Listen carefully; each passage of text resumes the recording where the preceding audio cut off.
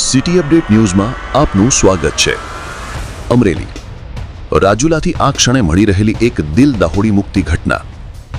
રાજુલાના કુંભારિયા ગામે માત્ર 23 વર્ષીય યુવા શિક્ષિકાએ આપઘાત કર્યો હોવાની માહિતી સામે આવી રહી છે। મૃતક શિક્ષિકાની ઓળખ હેતલબેન ઘુસિયા તરીકે થઈ છે। પ્રાપ્ત વિગતો મુજબ હેતલબેને પોતાના મકાનમાં પંખા સાથે દુપટ્ટો બાંધી ગળાફાંસો ખાઈ જીવ ટૂંકાવી દીધો। હેતલબેન જૂના દેવકા ગામની માધ્યમિક સરકારી શાળામાં આઉટસોર્સ શિક્ષિકા તરીકે ફરજ બજાવતા હતા। માહિતી મુજબ હેતલબેનનું મૂળ વતન જૂનાગઢ જિલ્લાના માંગરોળ તાલુકાના ચાંદોડા ગામે છે। ઘટનાની જાણ થતાં જ ડુંગર પોલીસે ઘટના સ્થળે દોડી જઈ કામગીરી હાથ ધરી।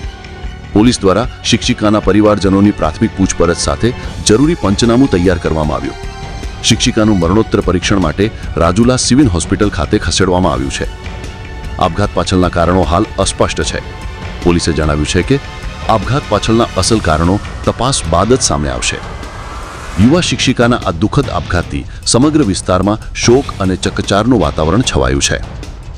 સિટી અપડેટ ન્યૂઝ માટે રિપોર્ટર મહેશ બારૈયા, અમરેલી। જોડાયેલા રહો, કારણ કે હવે શહેર નહીં સમગ્ર ગુજરાત કહેશે। આ છે સિટી અપડેટ ન્યૂઝ।